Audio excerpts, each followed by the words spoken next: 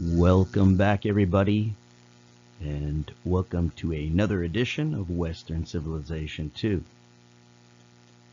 Today we're going to be looking at Napoleon, architect of nations. We're going to be focusing in on the years 1799 to 1815 in particular. Our question is going to be, in what ways was Napoleon successful in leveraging nationalism and the popular will to support his regime? And then how did his policies contribute to the emergence of nationalist movements both in France and across occupied territories? All right, so grab a pen and paper and let's go. Well, you may remember at the end of last lecture that the Jacobins had been removed from power violently in a coup d'etat, and Robespierre had met his end on the guillotine. What government would France put in place? Who would be the next leader or leaders? Well, France went back to a more moderate liberal government. And this more moderate liberal government was called the Directory. This government was very popular with the middle class, who made up about 20% of France's population at the time. They supported business interests, they were broadly liberal in their policies, all things that middle class or bourgeois people tended to go for. Unfortunately, they weren't very popular with anybody else. And so members of the aristocracy, the nobility, many of the peasants wanted a more conservative form of government. They wanted monarchy back, as a matter of fact. And so this government had very little popularity among these groups.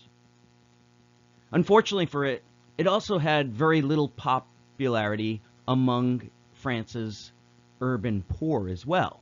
Most of these people tended to be further to the left. And so many of these people who had previously identified as Jacobins or were sympathetic to the Jacobins also didn't like it.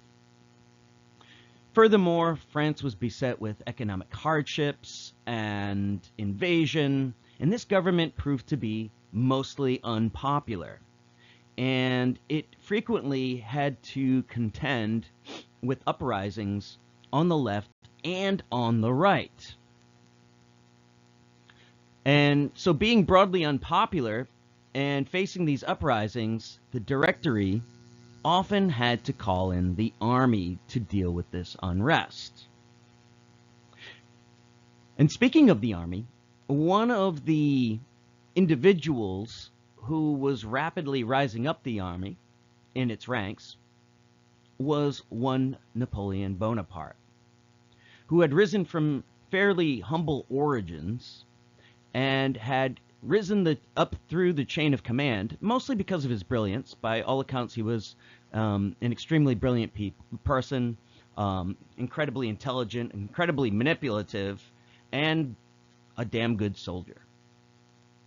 And so the army was increasingly being called in to save the Directory at a time when Napoleon was rapidly rising. Until in 1799, in a coup d'etat, Napoleon and two other co-conspirators rose to power.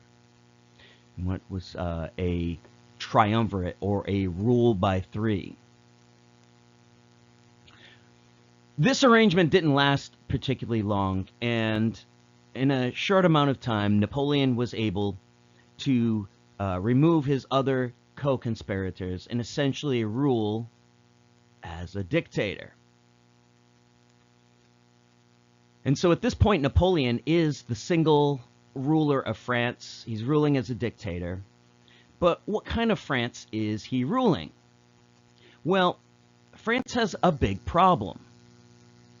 it's not particularly unified, right? So it's been in a state of war and civil war and revolution for about 10 years now, right? The revolution starts in 1789. We're now in 1799, and France is a broken country.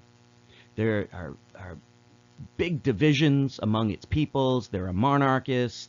There are people who are more religious, like peasants. There are people that want to return to the old ways. There are people who want to have a more liberal form of government. These would be moderate sorts of people. There were people who were advocating quasi-socialist policies. There were people who wanted a greater degree of revolution. And so it's a very broken, fractured country. It's regionally fractured. It's facing invasions.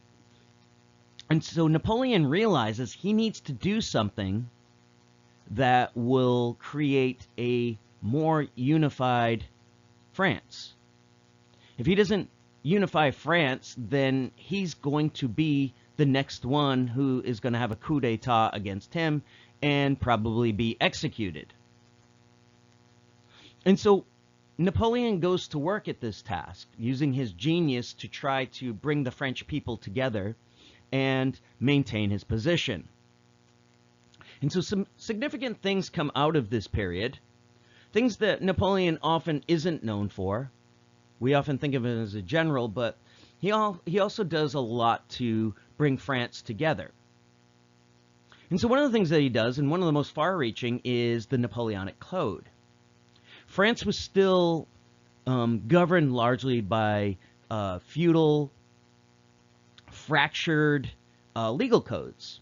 Depending on which region, even which city in France you are, they might have different legal codes. Many of these were 1,000 years old. They dated back to the Middle Ages.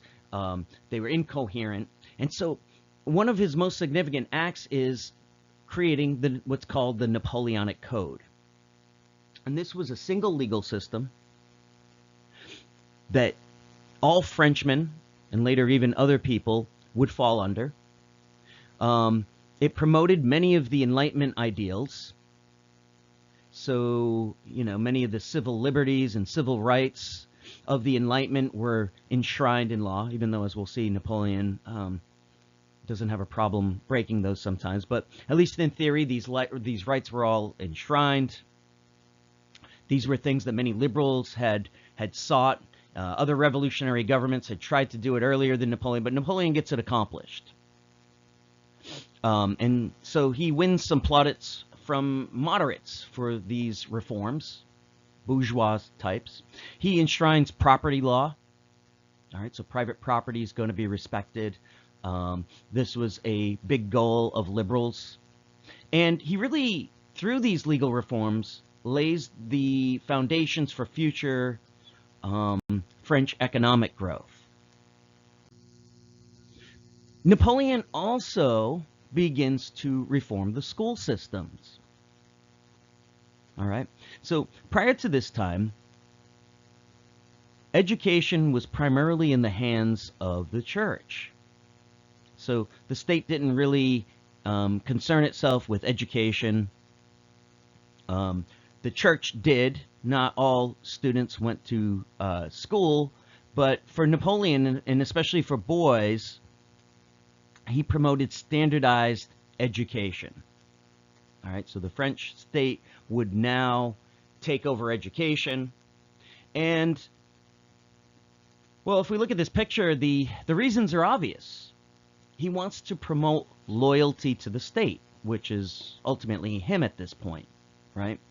And so in school, yes, you're going to learn the 3 R's, reading, writing, and arithmetic, but you're also going to learn how to be a good citizen, and you're going to learn how to be loyal to your country, and how to be trained to follow your leader, who's Napoleon at this point.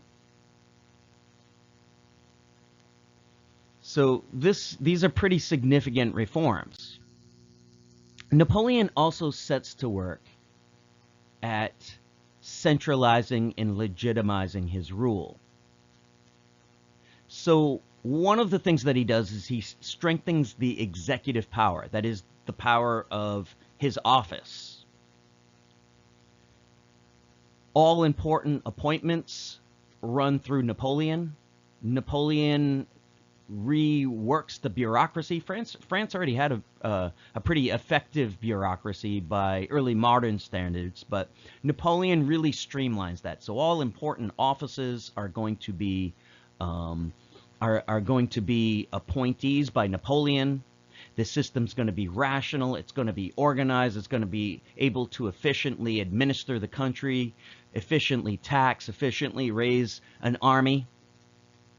And so France is going to become much more unified by this. But there's also the issue of his legitimacy. Okay? In the minds of many people in France and outside of France, he's just a soldier who's seized power by force. He's a dictator, and that's not a good look. It's not a good look now. It wasn't a good look then.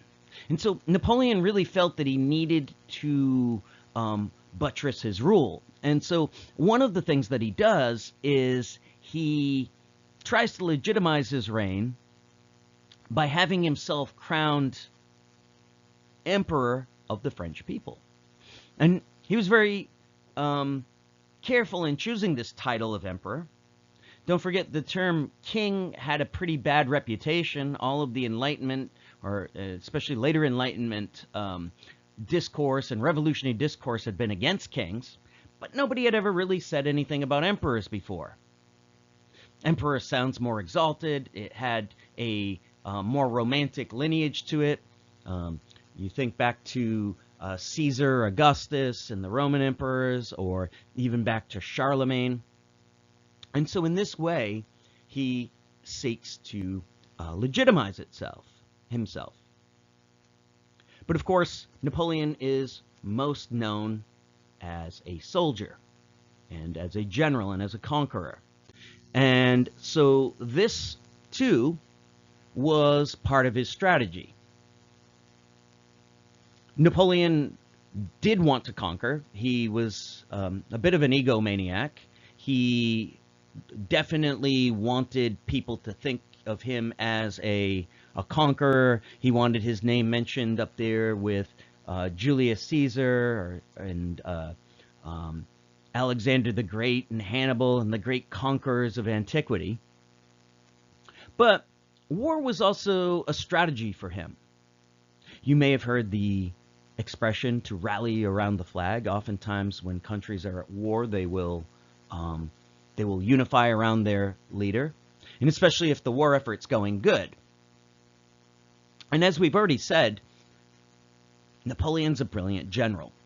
He has the resources of France, the wealthiest and the largest nation behind him. And so wars are going to enhance French prestige.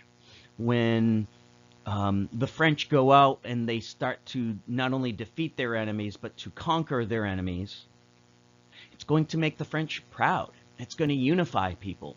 It's going to make them feel a type of nationalistic fervor. It's going to inflate egos, inflate the national spirit, and get people proud to be French. And of course, Napoleon was a master at fueling this at home too. And so there were all kinds of French celebrations of the French nation that he institutes. He has a big propaganda campaign. There are parades, people singing the national anthem frequently. There's monuments and statues and everything that you can do to foster this spirit, including his encouragement of the cult of the emperor. He makes himself the embodiment of this patriotism in many ways. Napoleon also does a lot to promote French cultural bonds. He's a big promoter of the French language, making Frenchmen proud of their their language and their literature. He promotes French art. He tries to create a more unified national identity. Because remember, if we think back to some of our earlier lectures on the Middle Ages, medieval Europe was really a regional place. People often identified with their town or with their manor or possibly with their region, you know, Provence or Brittany, or if you were from Aquitaine, wherever it was, people's identities were much more local, and oftentimes people didn't think of themselves as a nation. But Napoleon sees this as critical, and he really tries to foster this. And this is important because, as we're going to see in the 19th century, national pride is going to be a really, really important concept to wrap our minds around. And in a large way, it gets a boost here, at least in France, from Napoleon, and as we'll see elsewhere. Now, even though Napoleon was a brilliant general, and even though he had the resources of the largest and most powerful and richest country in Europe behind him, he still had pretty big odds against him. He was facing oftentimes a coalition of 6 different countries. All right, you know, some of the bigger ones were usually were usually Britain, Austria, Prussia, Russia. Spain might be involved at different times. Portugal, Italy. You know, so basically he had a whole bunch of countries that are against him, and if these countries were ever able to get their act together, ever able to coordinate their activities, Napoleon knew that he would probably be doomed, or it would be much more difficult. And so one of his strategies, part of his genius, is being able to divide his enemies. All right, and this was manipulating European rivalries. Austria and Prussia might not have liked Napoleon. They might not have liked the French Revolution, but they had a history. They had decades and centuries of fighting each other, and so Napoleon was often able to split his enemies. And so it might be buttering up to the Prussians and say, hey, you know, man, it's terrible what the Austrians did to you 20 years ago. That really wasn't fair. Join my team. Join me. I'm going to win anyways, and you might as well be on the right side. And you know what? Honestly, if you join with me, we can punish Austria together. And so, you know, he might be able to peel the Prussians off from this alliance and get them to either not attack him or possibly to cooperate with him, under the belief that he would go easy on them, or that he might be, you know, they might get something out of it, only to stab them in the back the moment he had defeated the Austrians. And then he would swing around to the Austrians and do the same thing and say, hey, can you believe that the Prussians just stabbed you in the back? You're supposed to be allies against me. You can trust me. You can trust me. I'll make sure that you get yours, and together we'll punish the Austrians. And he would do this in a merry-go-round, always breaking his promises, always playing on people's ancient prejudices and fears. And so he was very successful at doing this. He was successful at getting smaller states, intimidating them into cooperating with him, and basically a master manipulator. But it was effective. And so through this process, you know, he becomes, he gets into power in 1799. By 1812, he's pretty much conquered just about all of Western Europe. Now, some of the smaller territories you can see here on this map If you're familiar with current-day French borders, they're a lot larger on this map, right? Parts of Italy, the Netherlands, parts of Germany have been added into the French Empire, as it was called. And so some of these smaller places were just directly annexed by Napoleon. Other places you may notice on this map, the lighter green, are dependent states, as they're called. Napoleon had a large family. I think he had something like 12 brothers and sisters, and a mother he was always trying to oppress, incidentally enough. But what he did is Napoleon just divided up the duchies, the principalities, these smaller areas of Europe, and he just carved them up and created new states. Why was he creating these new states? Well, he was creating these new states to put his brothers and sisters on thrones across Europe. And so the Confederation of the Rhine, the Switzerland, the Kingdom of Italy, the Kingdom of Naples, these were, most of these were not actually kingdoms prior to this. The Grand Duchy of Warsaw, these were creations of Napoleon, often taking what had been smaller, fractured places, consolidating them together, making larger blocks, and then putting one of his relatives. For instance, in Spain, I think it was his brother Joseph, he puts his brother Joseph on the throne of Spain. Now, Spain was obviously a country already, so this isn't like Napoleon made it a country, but he was able to, remove the old king and put one of his family members on the throne. And whenever he did this, he would impose the French legal system on them. All right, so the Code of Napoleon, the old aristocrats would be swept aside. The church would have its property taken.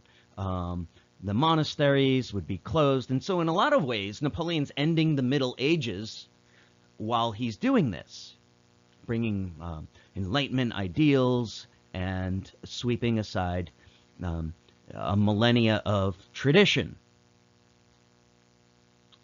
There's also another category on this map, and these are his allies, and I'm doing air quotes that you can't see. And this is Prussia and Austria, and also Denmark. But particularly Prussia and Austria are major states, or were major states in Europe prior to Napoleon. And while Napoleon doesn't actually remove the kings of Austria and Prussia, like he did in some of these smaller places, he forces them into an alliance. All right? They're forced to be on Team Napoleon, so to speak. There is one major country that Napoleon can't conquer, and that's Britain. And for those of you with some geographical knowledge, you'll know that the reason he can't march his powerful army into Britain is because it's an island. And as long as Britain rules the waves, as long as the British Navy is there, Napoleon is not going to be able to conquer Britain. Though he does try to get a navy, but the British are successful in destroying it. And so Britain remains off the coast, a threat to Napoleon. Napoleon would like to defeat them, knows that he can't do it by military means, but he has another plan.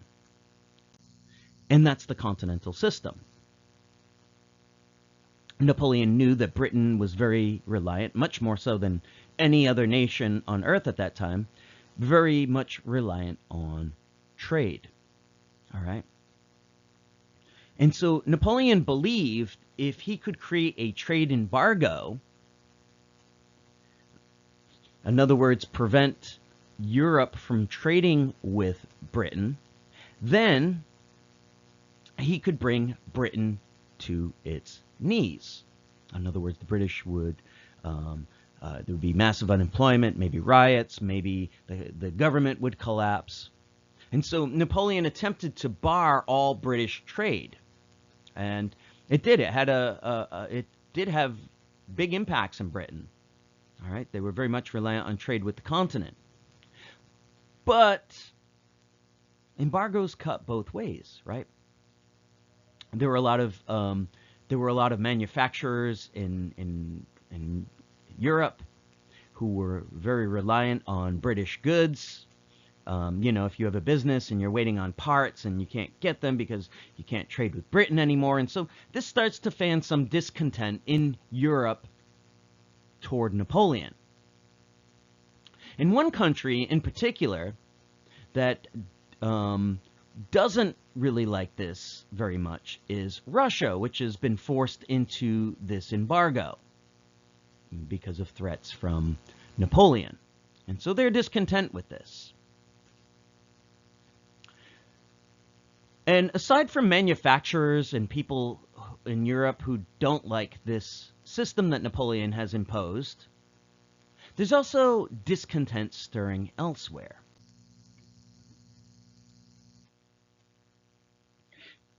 As the French armies came into various European countries, as I said, they swept away the former aristocracy, they swept away the former kings, they despoiled the churches, closed down the monasteries, and brought their version of modernity into many of these places. They told people that they were now free, that they were self-governing, autonomous individuals, the ideals of the Enlightenment, the ideals of the Revolution, free people making their own decisions, free people, who are sovereign, who have the right to choose their own destinies and their own governments. But the reality proved to be quite different because, of course, places like Spain are now not free. They're under a monarchy. They're under one of Napoleon's brothers, right? Like I said, I think it was Joseph that was in Spain, if memory serves me correctly. But it doesn't matter. They're underneath a king. And not only is this a king, but it's a foreign king. And, the Spanish aristocracy and the Spanish king was corrupt. They were bad. The church was milking the peasants. But the Spanish liked them. They were, hey, they're our bad king. At least he's a Spaniard. At least he speaks our language.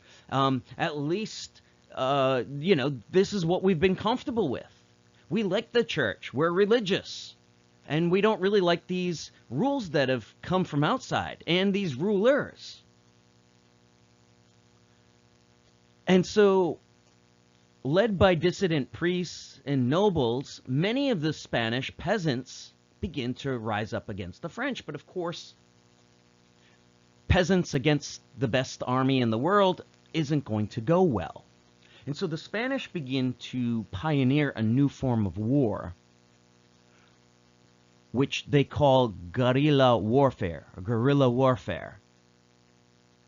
And this doesn't have anything to do with simians swinging through the trees of the jungle.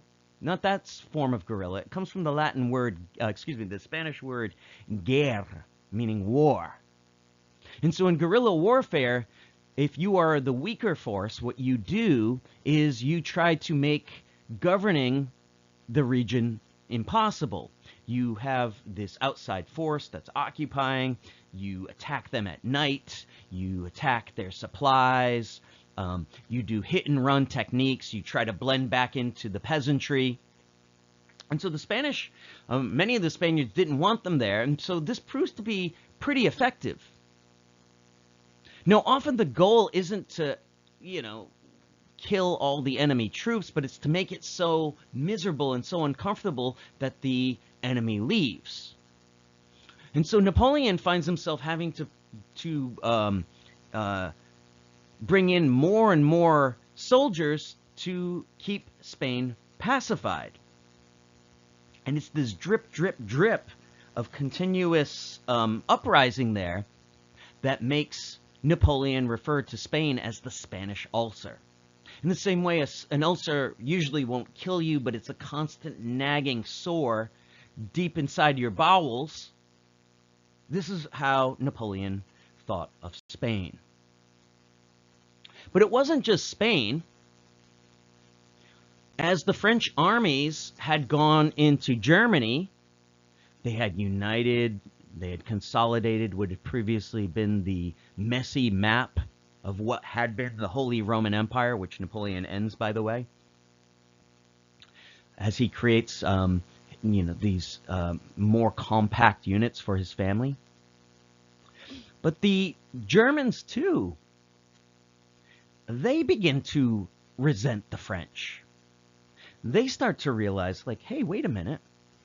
Why do we have these Frenchmen? You know, this promise of freedom, of national, of nationhood that the French keep talking about. This isn't happening. We're ruled by Bonapartes, and we don't really even like these people. And so the Germans begin to dig deep and begin to foster their own national identity, which hasn't really been a united nation for a long time, or maybe ever. But, you know, German is spoken across this vast region. The Germans start to uncover their traditions. The Germans start to appreciate their language. The Germans start to resent the French. They don't want French culture imposed on them either. And they begin to resist against the French. And again, it's not enough to defeat them, but it makes things more difficult and complicated for Napoleon during these years. So these are annoyances for Napoleon, but the thing that's ultimately going to be the fatal blow is going to be the Russians. Now, again, the Russians aren't directly conquered by Napoleon. Napoleon has not yet conquered the Russians, although he probably intends to. And what's going to lead to conflict with the Russians is this trade embargo that I mentioned against Great Britain. The Russians have been forced to abide by it, but in 1812, the Russians determined that they no longer want to participate in this and that they're going to trade with Britain again. Of course, Napoleon can't let Russia do this. If he lets the Russians do it, then other places are going to want to do it. And so he needs to make an example of the Russians. And so he amasses an army of 600,000 individuals, the largest army probably ever assembled in Europe at that time. And he makes preparations for an invasion of Russia. Now, Napoleon has been very, very successful up until this time. And his strategy has always been to move fast, to strike hard, and to hit your enemy, end the war quickly, live off the land, and to end the war as quickly as you possibly can. Strike with overwhelming force. Hit them before they know what hit, you know. Well, this proves difficult in the case of Russia, mostly because it's so big. Napoleon begins his operations in the spring, but it's so far to get into Russia that it's really late summer before the French army is in Russia proper. And even then, the Tsar doesn't come out to repel Napoleon from his territories as Napoleon had hoped. Instead, the Tsar keeps retreating. And so the Tsar goes deeper and deeper and deeper into Russia. So much so that it's not until October that Napoleon is able to finally get to Moscow. And he's sure that the Tsar now will definitely come out to fight him because he needs to defend his capital. Unfortunately for Napoleon, the Tsar has no intention of defending his capital, and actually, he burns it.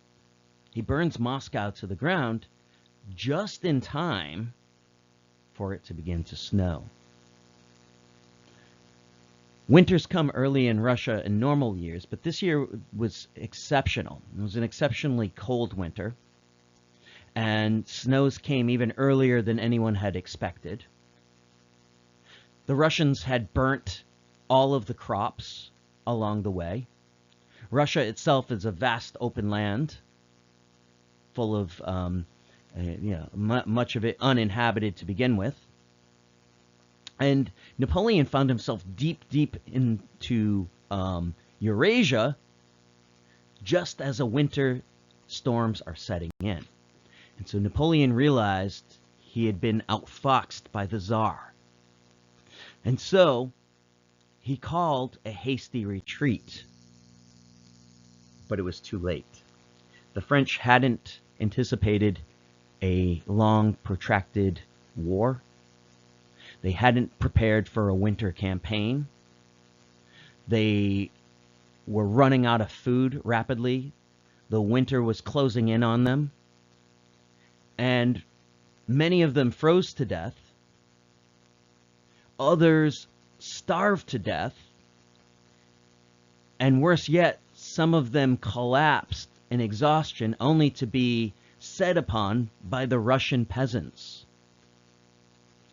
You can see the Russian babushkas, the Russian grandmas out here attacking the French soldiers. Many of the peasants had no idea what was going on, but what they knew is that these people had invaded, and that because these people had invaded, their crops had been burnt, and they set upon the few that survived with incredible violence. And so this was really bad for Napoleon, because out of the 600,000 people that he had set out with, only about 40,000 survived. And so Napoleon limped back into Europe at the end of 1812, only to find that Europe was now rising up against him. Not only were the Russians pursuing him and launching a counterattack, but the Austrians and the Prussians had risen up. The English were now able to land and able to effectively move across Europe, invading through Spain and Portugal. And Napoleon now found an entire Europe was now allied against him. And, he was operating with a crippled army. And so, realizing that the game was up and even his brilliance and his charisma wasn't going to save him, he surrendered. And he was exiled. He was exiled twice, actually. We don't have time to get into the details of it, but he's exiled first to a Mediterranean island, which he escapes from, and actually raises another army in 1815, but he's defeated for a second time at the Battle of Waterloo. He's captured and he's exiled. This time not to the Italian Riviera. He's now exiled to St. Helena, which is a barren, godforsaken, windswept rock in the middle of the South Atlantic, far, far away from anybody. It's a British outpost. He's under house arrest, and he lives out the remainder of his days, dying, I believe, in 1823 or so. And so that's the end of Napoleon. And with the death of, 1815 really marks the end of the French Revolution. That period comes to an end. But the legacy of Napoleon is important. And, we could do a whole class on this, but Essentially, Napoleon's empire crumbles, but his legal reforms that he had brought to many of these countries, much of that stays, the Napoleonic Code, and it serves as the basis for many legal systems today. Also, the nationalism that Napoleon sparked. Advertently, he had fostered nationalism in France, but inadvertently, he had fostered nationalist movements all across the continent. Right? We saw, especially in Spain and in Germany, and these would really flower and mature and become an issue in in Europe during the 19th and well into the 20th century.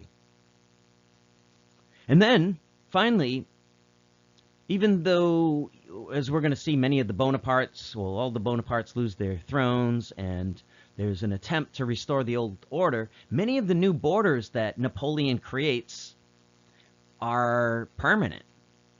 All right, and so he's going to alter the political landscape.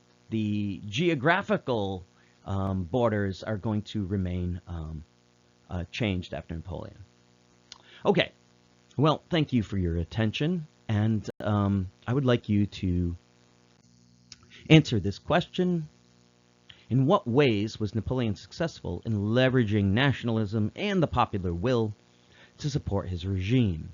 And how did his policies contribute to the emergence of nationalist movements both in France and across occupied territories?